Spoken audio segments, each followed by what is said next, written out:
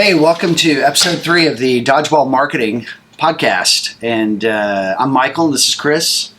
I am Chris. And we're here on a Friday morning. It's looking kind of rainy today. It's gloomy outside in Nashville, Tennessee. Yeah, and Chris is super sore from some kind of boxing workout. Oh my gosh. My entire front is on fire. That's insane. And you can't tell it from my stoic face right now, but I want to scream. Well, that's good. Well, thanks. I promise not to scream in the duration, just for the duration of this podcast. Good. Well, thanks for toughing it out and being here with me. So let's talk about selecting a CMS with SEO in mind. We're just going to talk about a few high-level things. A CMS is a content marketing system, and WordPress is sort of the most popular example of this, but page speed has never been more important than it is now. And really since, I guess, October of, 18? Mm-hmm. With the mobile first index. But yeah, what do you think about WordPress? So WordPress is really popular, right? At one point, there were probably close to half of the website, maybe not quite half. I don't know what the number was, but a big number of the websites on the internet. CNN.com used to be hosted on WordPress. Oh, it was a huge... and it's free. If you get the WordPress.org version, you can download the software. It's open source. It's free, and so because of that, it was really popular. And the fact that it's open means you can buy a lot. You can get a lot of free plugins or paid plugins to kind of stitch on and build, your own kind of Frankenstein, like whatever you want with the collection of plugins out there. But like you said, around 2018, late 2018. Google came up with a algorithm update for their organic search results that really hit WordPress sites hard. Michael, why don't you go into? You can probably talk about this a little further. Like, why did it hit specifically WordPress sites? Yeah, and what's the drawback now of WordPress? One of the big benefits of WordPress was because it is an open source platform. A lot of developers and a lot of companies developed large themes for WordPress, and they just got a little bloated. And so a lot of those themes that were running on sites and a lot of the design elements that WordPress when made you say it really bloated, easy to do, you mean the developer code will use a lot of code where they could have used a small amount of code. So the more code there is, the longer it takes to load. And what Google really was doing was, I think Google was making a shift to remain a dominant search engine choice for mobile users as more internet activity was moving to phones. Yep. And so people click on a search result on their phone and it doesn't immediately come up. Yeah, they're out of there. It's got to load all those plugins. It's got to load all that code, all that big theme stuff. Like, they'll bounce. And have a bad experience. That's right. So I know with your company, Michael, you've moved away from WordPress in terms of building out websites and SEO programs. Yep. Tell us what you think the future is. Content management systems and what's working right now for SEO. Yeah, there are a lot of choices on the market. And the one that we've been excited about for the last year plus has been Craft CMS. And we're not necessarily saying everybody should move from WordPress to Craft or use Craft, but it's a good example of a light page delivery CMS. It's a CMS that's really built with the end in mind. And the downside of Craft is it's not open source. You're going to pay about $600 a year in license fees. Right. And you're going to need a little bit of, you're going to need hosting that's particular to Craft. But there are lots of choices for that. Lots of good ones like Fort Rabbit and lots of other good companies. But this CMS represents a category of light, fast page delivery. And so everything's built on the back end to deliver those pages really fast. Yeah. And what would you think if you're like really invested into WordPress, you really like WordPress? Do you think? And this is more of a question because I don't even know this. Would it be a good middle ground to say go with WordPress, but strip it down as much as you can and get a really good hosting package? It's really fast, and maybe pay a little since WordPress itself is free. Pay more for your hosting.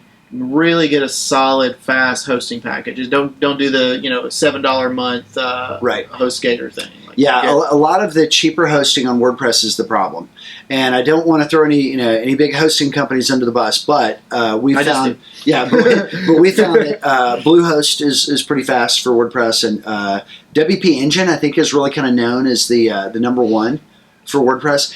And if somebody is going to do the work, I've seen people get WordPress smoking fast. Yeah. So if it takes more work than say craft is Right. going to be fast Yeah. right away. Yeah, it's a little bit more of a sophisticated developer approach rather than a theme purchased off the shelf Right. and used with one of the more inexpensive hosting options. So if you're making a strategic decision and you're updating, replacing your website every 2 to 3 years, you really could go either way. You could either say, hey, with this next round, we're going to keep everybody trained on WordPress and stick with it because we've got it built into our workflow. But we're going to get it on faster hosting, and Yep. we're going to get a developer who's got a lot of expertise in page speed. Yeah. Take a crack at getting us into the green on our page speed scores, and then or you could have an iteration where you say, hey, we're making the big jump and we're moving over to a CMS that's known for being fast, Yep. and there are a number of those. Yeah, Yeah. great. So we talk about page speed. A really quick way to get a handle on where you stand in the eyes of Google is the Google Page Speed Tool. So we don't have the exact URL, but literally just type in Google Page Speed Tool, and you can type in any URL, Yeah. your own or anyone else's, and it gives you a mobile tab and a desktop tab and a score out of 100 Yep. for each. And you can tell, not only can you tell, this is what I like about it, Michael, not only can you tell what your score is, Mhm. so a bad site might be like a 15 or a 20 or something Right. out of 100, but it'll also tell you exactly why you got that score. So maybe you have images that are too large, maybe you've got code that loads too slow in a certain part of the page or something like that. So it will, and you probably know more about which categories are out there, but you can, Yep. one at a time, like tackle those Mm-hmm. and get your page speed where it needs to be. Yeah, it's a really good tool. I would say it's very friendly to developers. A lot of the things to someone who's like a business founder, or even somebody who's a marketing executive or a marketing manager. A lot of the people that we deal with are sort of marketing directors or marketing executives or founders or owners. They tend to be the ones sort of reaching out to us shopping for online marketing. But what this page score is going to give one of those types of people is there opportunity for improvement? And then what you can do is work with your developer and say, hey, here's a link to my results. And as soon as you load your URL in and run the results, the URL on the page will change. You can just copy that and share it with anybody, and they'll have a link. It will run again when they try to go to the page that you send them. But if you just copy the URL of the results, it will show them exactly what you're looking at. You don't even have to print it or save it as a PDF or export it or anything. You can just copy that URL, and they're going to be seeing exactly what you're seeing. But what it's going to do for them is it's going to break it down into what types of loads are being caused by large images, and where there's opportunity with that. It's going to show you where there's opportunity with JavaScript that's being pulled in. It's going to show you where a lot of stuff is being pulled in from a lot of different servers.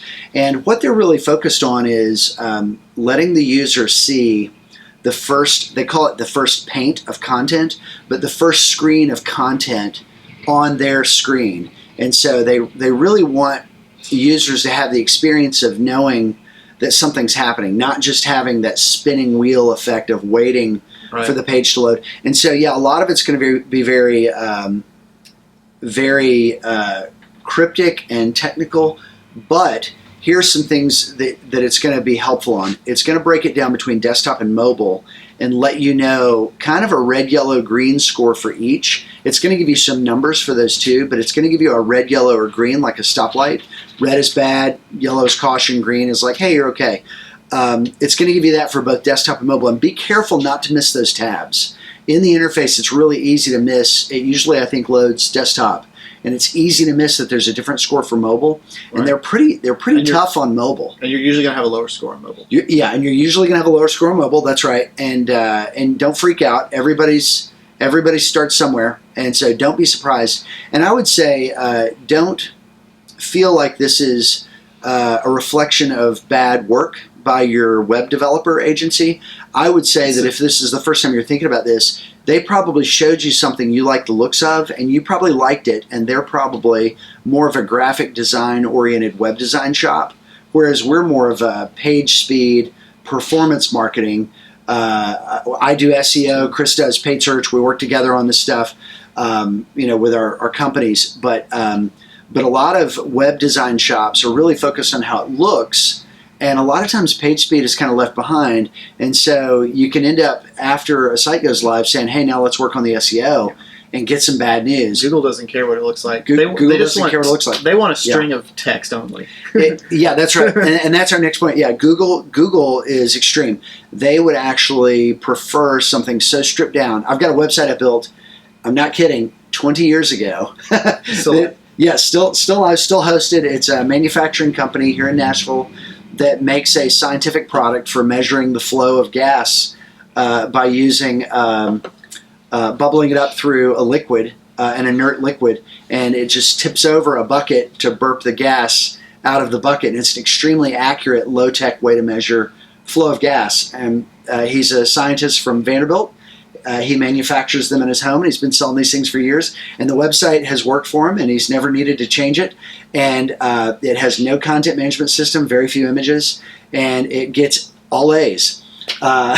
So yeah, that's what Google would like, is low res, small images, nothing interesting, no interactivity, nothing sophisticated, just text. But that's not what everybody wants in terms of their website. So you got to find out what these trade-offs are going to be and make decisions based on a balance between what Google wants and what you want to be able to do. You're never going to make the design part of you happy and Google happy at the same. Get everything you want from it. So it is an exercise in trade-offs. That's right. So Michael, what should people do when they you get this big screen of red things, yellow things, and green things? What's a good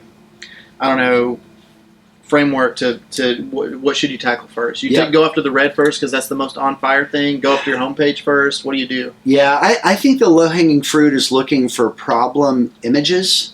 I think a lot of the downside of having different people in an organization loading content to a website, it's good. It's good to have things move quickly and get the right people access. But there are a lot of situations with a content management system where someone can load an image, and it's actually loading an image that's this big and squeezing it into and delivering it through an HTML window. But it still has to load. But it's loading that full image. Yeah. That's one of the things that we still find occasionally. We'll still find, and a lot of times it's not necessarily the fault of someone loading a blog post. Sometimes it's a header image that is actually bigger than what can possibly be displayed by the page. And there are a lot of design elements that were really popular a few years ago.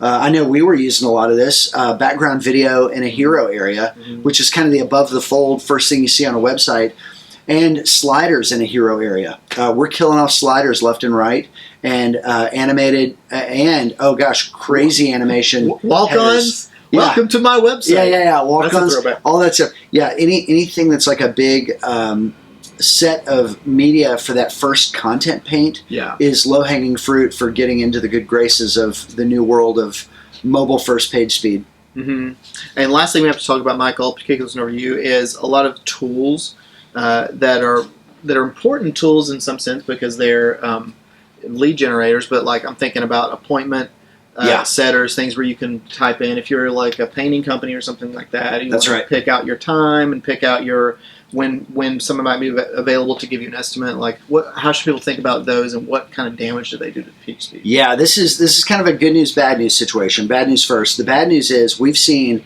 third-party tools like appointment setting software that are industry specific. Maybe they're kind of low tech, but they're really well crafted to a specific kind of industry. Right. Where someone wants, like we do a lot of work in healthcare, we do a lot of work in construction, and so we work with a lot of painters, and we use them as examples quite often.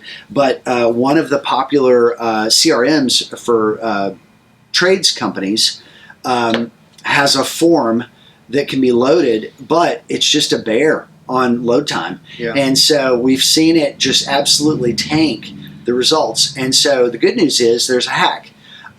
Your homepage is a significant portion of your incoming traffic's first page.